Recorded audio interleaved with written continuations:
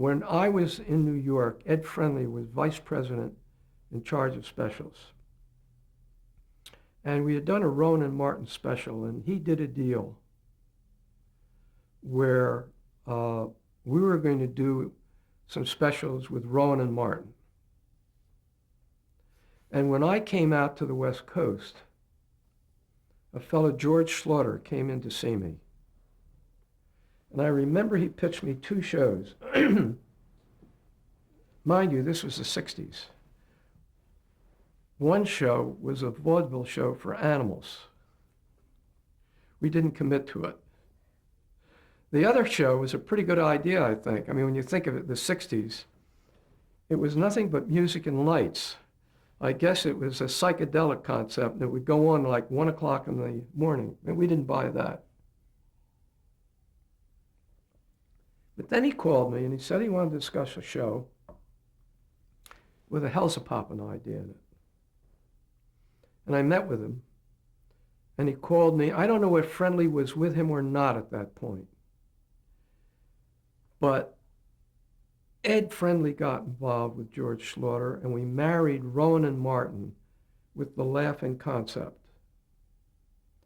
And we had a pilot that we were going to do called Rowan and Martin's Laughin'. And they did the pilot. It was a 1-hour pilot called Rowan and Martin's Laughin'. Mort and I thought it was very funny, but it was a little racy. There was one joke in it that, you know, they would put jokes in the show that Mort and I and others wouldn't understand, but the guy's 21 years old would. In any event, New York was leery about programming it. Now, we had started the practice of putting, well, we didn't schedule it. The show that knocked it out, because we had room for one variety show, was the beautiful Phyllis Diller show that went Sunday at 10 o'clock. I don't think you ever have heard of it because it was over and out very quickly. But we had this practice of putting a show we wanted to try out in front of the Miss America contest on Saturday night. And the Miss America contest was a big show. It's now off the air.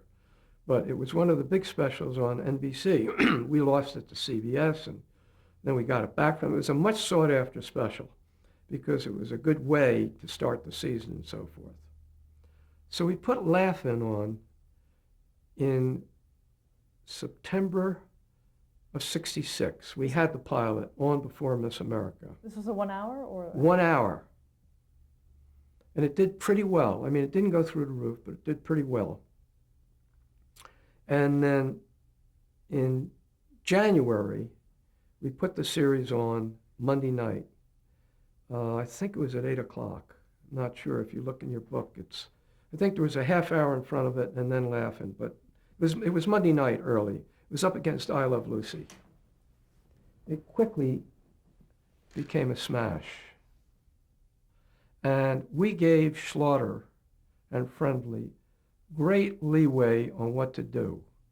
There were requirements in those days. If you did a special, 2 guest stars.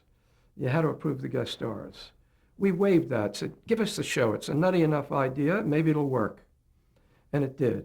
And I would say that was the first show that came out of, the first big hit that came out of the development when I was there, because I came out there in the summer of '66 and was there when we did the pilot and recommended the pilot, and we did it. And Mort and I were completely aboard on it, and it was the biggest hit in television, I think, for about 3 or 4 years. I mean, it was a gigantic hit. It was number 1 for about 3 years. Everybody in America talked about it. Everybody did guest shots on it, including Richard Nixon. And that was back in '68, so it was on the air then, of course. But we had every major star in the world on the show who would do a sock it to me joke. And people would talk about it the day after. And water usage would rise dramatically during commercials. because people would get up to go to the John.